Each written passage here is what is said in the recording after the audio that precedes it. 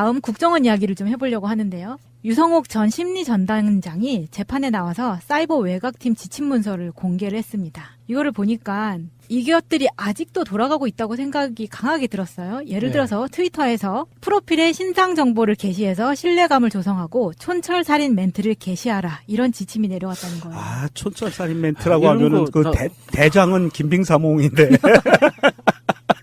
국정원이 운영하는 트위터의 신상 정보를 이렇게 세세한 지침까지 다 줬다는 거고, 특히나 원세훈이 아고라에 그렇게 집착을 했다고 하죠. 그 당시에는 아고라가 정치 이슈의 토론장으로서 최고의 토론장이었기 때문에. 그 아고라를 보면서 정말 이름 잘 지었다고 생각했거든요. 아고라가 원래 정치적 토론장이었잖아요. 예, 맞아요. 그리스에서.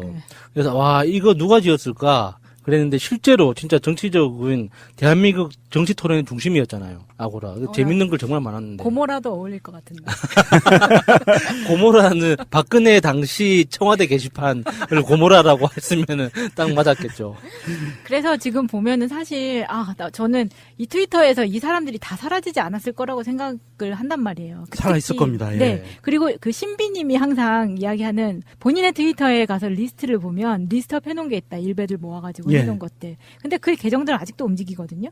움직이죠. 그리고 이 진영 안에서도 지금 갈라치기를 하는 세력들 중에 트위터에 권리당원이라고 써놓고 그런 짓 하는 사람들도 꽤 있다고 생각해요. 저는 권리당원이라는 표시 자체를 안 해놨는데 해야 되는 거예요? 아니, 그런 건 아닌데 보면은 그런 사람들이 꽤 되거든요. 예. 다 그렇다는 게 아니라 분명히 몇몇은 이걸 노리고 권리당원인 척하면서 갈라치기를 할 거다. 이게 정보업계에서는 이게 ABC예요. 필드 매뉴얼. FM입니다. 그래서 적진에 침투해서 적진에서 신뢰를 얻고 그 안에서 분탕질치기. 그러니까. 이거는 아주 FM이거든요. 그래서 분명히 이거는 우리 쪽에 있는 사람들도 들어가 있는 사람들이 있을 거고요. 저쪽으로. 우리 신비님처럼 이상한 아이디 갖고 일베 그룹에 들어가 있고 막 그러잖아요. 그런 것처럼 저쪽에서도 국정원 이 외곽팀이나 알바들이 이쪽 민주진보 진영 인사인 척해서 들어와 있는 익명으로 활동하고 있는 사람들이 분명히 있을 거라고 봅니다. 그러면서 아주 교묘한 갈라치기를 하죠. 어떤 갈라치기를 하냐 하면 실제로 문재인 정부와 여당 그리고 지지자 이 셋을 갈라치기 해요. 근데 이 갈라치기 하는 게 눈에 보이게 갈라치기 하는 게 아니에요.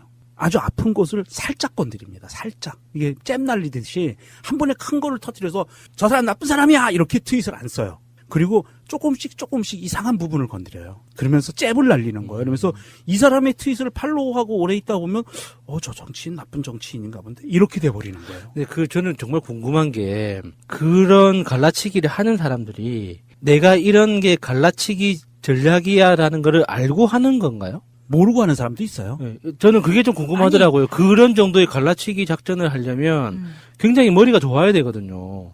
어떤 그 관계에 대한 분석 능력도 있어야 되고 조직 전체를 바라보는 조망 능력 이런 것들이 있어야지 내가 지금 이쯤에서 이 타이밍에 갈라치기를 이런 방법으로 들어가는 게 좋겠다라고 판단해야 되잖아요. 우리 예전에 내려오는 고사 있잖아요. 서당께 3년이면 풍어를 넣는다. 식당께 3년이면 라면을 끓인다. 그러니까 그런 식으로 계속 바라보고 그렇게 세뇌가 되면은 가능할 거라고 생각이 드는 게 이게 보면은 젊은 사람 위주로 채용을 했고 팔로워 수가 많을수록 돈을 더 많이 줬다는 거 아니에요?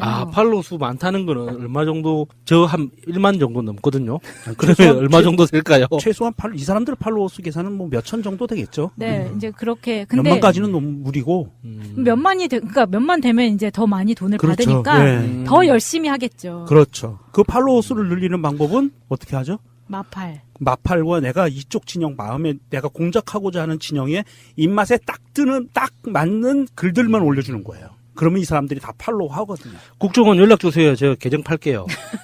얼마? 판매하겠습니다. 계정 팔로워가 지금 1만이 넘으니까 한 명당 10,000원 정도 받고 팔 테니까 연락 주세요. 비싼데? 그리고 이 원세훈이 아고라에 집착을 했다는 게 때때로 아고라에 들어가 봐서 민감하게 반응을 했다는 거예요. 주말이고 주중이고 상관없이 들어가서 도대체 달라진 게 뭐냐? 대응 잘하고 있는 거냐? 이렇게 얘기를 하면 주말이고 주중이고 상관없이 뛰쳐나와서 출근을 했다고 하죠. 이게 원세훈이 왜 아고라에 집착을 했냐면 제가 그냥 짐작하는 거지만 그 원세훈 정도의 연령대 되는 아저씨들한테 딱 맞는 분위기예요. 예를 들어서 네이트판 그 네이버에도 이런 게시판 있잖아요. 네. 거기는 10대, 20대가 많아가지고 어른들이 보면 무슨 말인지 못 알아들어. 애들끼리 그 신조어 막 섞고 막 이상한 철자 조합해가지고 있잖아요. 네. 기역, 니은, 티글 이렇게 조합해가지고 글자도 아닌데 자세히 보면 글자가 되는 이런 표현들도 많아가지고. 판춘문예. 예.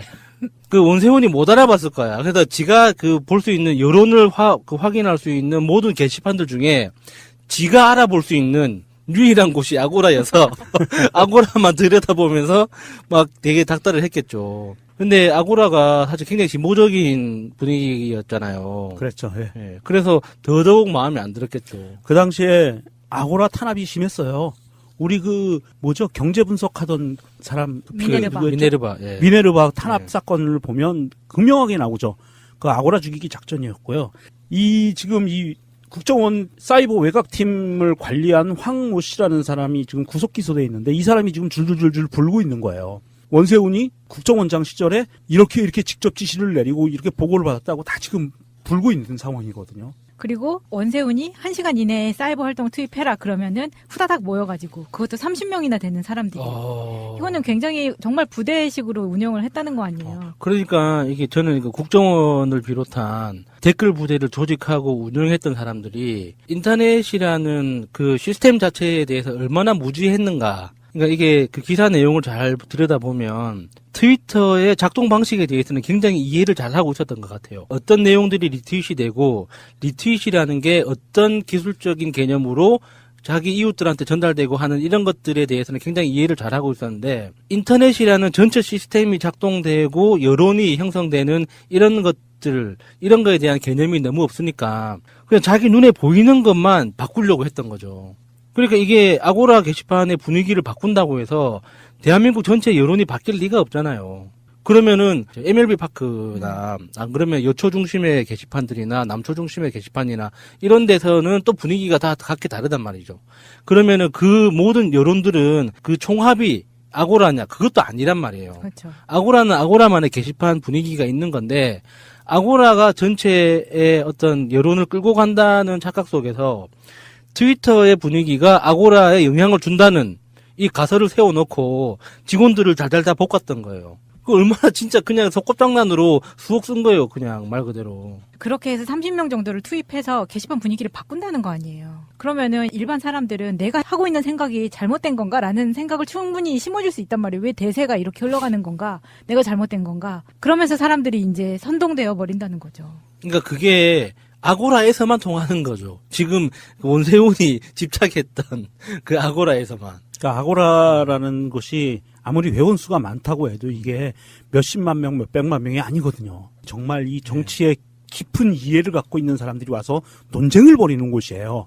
그러니까 여기에서 분위기를 바꾸겠다는 것은 어떻게 보면 수준 이하의 글들을 쓸 수도 있고 하지만 여기에 새로 진입하는 사람들이 보기엔 이게 진흙탕 싸움같이 보여질 수가 있어요. 뭐 우리 게시판에서도 가끔 가다가 보면 진흙탕 싸움처럼 보여지는 글들이 올라오잖아요. 네. 이런 글들이 있을 때 기존의 사람들은 이 바보들이라고 하고 끝나겠지만 새로 진입하는 사람들은 이거 보면 깜짝 놀라는 거예요. 무서워. 굉장히 극렬하게 싸우고 있구나. 이런 효과들을 많이 노리는 거죠. 그러면서 이제 그 게시판을 초토화시키는 게 그 사람들을 막 어떻게 억압하고 이런 게 아니고 분위기를 난장판을 만들어 놓는 거예요. 그렇기 때문에 저희는 팟캐스트 초창기부터 만들어진 프로그램이기 때문에 그래서 저희 게시판이 IP를 오픈하는 거예요. 그때는 워낙 일베들이 많이 들어와서 세월호에 대해서 많이 방송하는 프로였기 때문에 그만큼 일베의 공격이 더 심했었죠. 네, 여기까지 파헤쳐지고 난 걸 보니까 국정원이 했다는 것도 이미 확실해졌는데 앞으로 어떻게 진행될지 그리고 그 칼끝이 MB와 박근혜로 얼만큼 더 깊숙이 찌를 수 있을지 매일매일 기대가 됩니다. 다음은 역대급 탐욕의 화신에 대한 이야기를 좀 해볼게요. 마차님 카피 제대로 뽑는데요. 탐욕의 화신. 우리가 몇 달 전까지 대통령이란 이름으로 데리고 있었던 5035 박근혜에 대한 이야기입니다. 처음에는 박근혜가 이렇게 적극적으로 뇌물을 받았던 정황이 없었는데 이번에 박근혜가 넌지시 이렇게 뜻을 비춥니다. 그때가 이미 국정농단 사태가 불거진 뒤에도 이런 식으로 나왔다는 거예요. 추석을 앞두고 박근혜 대통령이 금전적으로 힘들어하는 것 같다라고 안봉근이 이야기를 하죠. 그랬더니 국정원에 이현수 전 실장이 2억 원을 가져다 줬다는 거죠. 이게 이 금전적으로 2016년 추석쯤이에요. 예, 2016년. 그러니까 금전적으로 힘들었다는 게 누가 힘들었던 걸까요? 저는 최순실이라고 생각해요. 아, 저는 아니에요. 저는 이게 박근혜라고. 봐요. 박근혜는 그러니까 그 신용이 있는 사람이거든요. 신용. 그 대통령이라는 직함이 있는 사람이기 때문에 당시에 태블릿 PC 폭로되고 난 이후에 막 급격하게 흔들리는 그 와중에도 아직까지는 대통령이라는 직함이 있었기 때문에 현금이 모자랄 일은 없었을 거라고 봐요. 청와대 특수활동비도 있고. 그런데 청와대 특수활동비는 일종의 관례처럼 쓰임새가 정해져 있잖아요. 그 각 내부 직원들 부족한 그 임금, 그 시간의 수당 같은 거 이렇게 보충해주고 하는 그렇게 정해져 있는 관례 같은 것들이 있어서 박근혜가 마음대로 쓰기는 어려웠을 거예요. 그러면 갑자기 급전이 왜 필요했느냐? 그 당시 최순실이 독일에 있었지 않습니까? 그러니까 독일에서 이제 들어오라고 이제 설득을 하고 있었을 거예요. 네가 들어와서 불을 꺼줘야 된다. 그래서 그때 최순실이 깜빡 속아서 들어왔다가 지금까지 못 나오고 있는 건데, 그 당시 자기들 작전으로는 네가 들어와서 불을 꺼주면 전체적으로 진화가 된다. 그래서 네가 희생타로 잠깐만 그 고생을 해주면 되니까 나머지는 우리가 다 이렇게 마련해놓고 있을게. 그 비용이 급하게 필요한 게 아니었을까. 딱 그 타이밍이 그렇잖아요. 아, 그럴 수 있네요. 네. 저는 좀 다르게 생각을 했는데 네. 설득력이 있어요. 저는 어떻게 생각했냐면 국정원 뇌물 사건. 요것을 보면 단적으로 보면 이거 하나뿐이지만 전반적으로 저는 최순실은 참모 역할을 하고 사실은 수괴는 박근혜였다라고 생각을 하거든요. 그래서 이 박근혜가 왜 국정원 돈이 그렇게 필요했을까? 자기 월급은 꼬박꼬박 다 저축해놨어요. 그 사람 공무원 고위공직자 재산 증식 상황 보면 월급을 한 푼도 안 쓰고 저축해놨거든요. 통장에. 그런데 이 사람이 왜 이렇게 돈이 필요하지? 답은 하나밖에 없어요. 자기 아버지한테 배웠던 통치자금이라는 게 필요한 거예요. 그러니까 드러나지 않는 돈. 그러니까 내 돈은 내 돈이고. 그렇죠. 내 돈은 내 돈이고 무엇이 필요하냐면 이때 추석이었잖아요. 추석을 앞두고 있어서 제가 보기에는 자기를 추종하고 있는 친박 애들에게 통치자금이라고 해가지고 촌지를 돈봉투를 돌려야 되는데 떡값으로 이렇게 떡값을 돌려야 되는데 우리가 알고 이 떡값이 몇십만 원 아니에요. 이 사람들은 몇천만 원 단위로 움직이잖아요. 하다가 보니까 액수가 모자라서 그렇다고 손 벌리자니 순실이 옆에 없고 그러니까 순실이는 외국에 있으니까 이게 자금이 원활하게 돌아가지도 않고 하니까 급했던 거예요. 그래서 요구한 거 아닌가 저는 그렇게 추정을 했었거든요. 근데 이때 당시에 문고리 3인방도 각자 따로 챙기고 있었잖아요. 그렇죠. 챙기고 있었죠. 그러니까 이 말을 국정원 전 기획조정실장한테 은근히 또 넘긴 거죠. 흘린 거죠. 예. 그러니까 자기들이 받는 건 또 걔네들 건 또 자기들이 따로 챙긴 거예요. 그리고 또 인마이 포켓하고. 네, 또 달라고 하는 거죠. 왜냐면 너무 화수분처럼 계속 나오니까. 네. 그래서 저는 이게 친박 세력들과 이 자유당 쪽으로 흘러들어가지 않았을까라는 의심을 많이 했는데 야수님 얘기 들어보니까 또 순실이를 꼬드기기 위해서 그럴 확률도 높으네요. 네, 그때 그 최순실이 반드시 필요했거든요. 꼭 들어와서 나 대신 덤탱이를 써줄 누군가가 반드시 필요했기 때문에. 그 이후로 한 달 보름인가 있다 들어왔죠. 예. 순실이가. 예. 이거 어쨌든 이거는 뇌물 사건이고요. 그렇죠. 네, 그리고 이건 뇌물 사건은 빼도 박도 못해요. 이건 제대로 걸렸어요. 이걸 계기로 무기징역 확정되는 분위기가 되는 것 같더라고요. 네, 거의 뭐 무기징역으로 네. 갈 것 같고요. 우리 무술인 정청래 의원이 말한 대로 가는 건가요? 근데 무기징역이라는 게 정확하게는 무기징역이 아니래요. 그러면. 그러니까 원래 유기징역이라는 게 형을 확정하는 거잖아요. 네. 30년이고 50년이고 딱 정해지는 게 좋은 거라고 하더라고요. 무기징역은 지금 당장 징역을 계산하기 힘들 정도니까 형을 이렇게 징역 기간을 정하지 않고 나중에 예. 짧아질 수도 있다는 얘기죠. 그렇죠. 그러면 유기징역 한 40년 때리는 게 그렇죠. 훨씬 예, 안전하다는 그게 이야기죠. 훨씬 더 그 모범수로 석방돼서 나오려면 3분의 2 이상 정도 이렇게 살아야 되잖아요. 그렇게 치면 차라리 한 50년 이렇게 딱 때려버리는 게 훨씬 더 현실적이라고 하더라고요. 50년까지는 불가능하고요. 예. 우리나라 형사수사법상 50년은 불가능하고 최대 나올 수 있는 게 유기징역 30년형의 판사가 이건 괘씸해 가중처벌 일점 그래서 해가지고. 45년. 어. 그러니까 45년이 유기징역의 최대 맥시멈입니다. 그러니까 보통 무기징역을 선고를 하면 평균적으로 한 17년 정도 살고 나온다고 하더라고요. 보통 그래요. 예, 네. 한 20년 전후 정도 살고 나와요. 예전에 형사소송법과 형법이 개정되기 전에 예전에는 유기징역의 한도가 20년이었거든요. 그래서 얼추 그 정도 맞추고 나와요. 그래서 뭐 모범수건 네, 아니면 가석방이건 네. 뭐 아니면 사면이건 네. 이렇게 해서 나오는데 지금은 바뀌었어요. 그래서 최대 맥시멈 30년에 플러스 15년까지 가능한. 그래서 무기징역 반대한다는 의견을 밝히고 싶었습니다. 그렇네요. 맞아요. 저는 검찰이 무기징역이나 30년 구형을 하고요. 재판부에서 괘씸죄 포함해서 45년으로 확정을 시켜주는 게 더 좋지 않을까 그러면 싶어요. 이참에 우리나라에도 종신형 제도를 한번 도입하는 게 어떨까 싶기도 하고요. 그것도 괜찮습니다. 미국식으로요. 예. 각 죄를 다 더해서. 네, 그래도 뭐 우리나라는- 450년 이렇게. 예, 우리나라는 각 더하지 않거든요. 가장 무거운 죄 기준으로 잡아요. 우리나라는 죄가 이렇게 여러 개가 있을 때는 너무 착한 민족이야. 맞아요.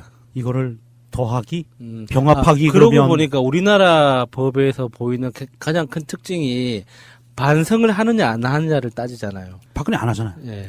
그러니까 45년 가능할 것 같고요. 그리고 45년이면 그래도 30년은 복역을 해야 모범수로 나오는 거네요. 예. 옥사하겠네. 아니에요. 건강할 아니에요. 수 있어요. 아니 왜 그분은 사람 부정적이야, 사람이. 우리 박근혜 씨는요. 지금 구치소에서도 있는 모습을 보잖아요. 그럼 모범수 딱 그 상태예요. 그동안 기치료도 끽소리도 얼마나 안 많이 받고 좋은 것도 많이 먹었는데. 아니 그냥 창살 안에서 끽소리도 안 하고 음. 가만히 있으면서 책만 보고 사전 보고 벽 바라보고 있고 하늘 바라보고 있고 앉아 있고 누워 있고 그러는 기도하고. 모습이 오래 살 수 어. 있어요. 그게 딱 모범수예요. 그래서 90대 중반에 이제 출소하면서 이렇게 기자회견 한번 하고. 기자회견도 예. 그러면 얼마 좋아요. 재밌겠네요. 반성했다고 이야기 듣고. 아무튼 안봉근이 수감이 되면서 지금 나오는 이런 재판의 증언들이 그 수첩과 더불어서 아주 재밌는 것들이 많이 나오고 녹취록도 얼마 전에 김영재 원장의 부인이죠. 박채윤과의 네. 녹취록에서 들어보면 뭐 가방이라던가 이런 거를 받고 항상 다시 전화를 해서 고맙다는 이야기를 꼭 하더라고요. 이 사람이. 그러니까 예의가 참 발라요. 그래서 그런 것들이 차곡차곡 모아져서 녹취록으로 들으니까 이게 너무 웃긴 거예요. 방금 마차님이 말씀하신 이 사람이 박근혜 말하는 거죠. 아니, 안봉근. 안봉근. 아. 그래서 지금도 안봉근이 이 이현수 전 실장한테 2억을 받은 다음에 다시 전화를 했다는 거 아니에요. 고맙다면서 그래서 VIP가 흡족해 했다. 흡족해. 우리 사정을 국정원에서 챙겨주는 거냐면서 너무 좋아했다. 이런 이야기를 굳이 해서 이현수 실장이 나와서 이대로 증언을 했다는 거죠. 이런 정황을 보면 확실히 바보는 아니었어요. 박근혜가. 숙여왔던 거는 확실해요.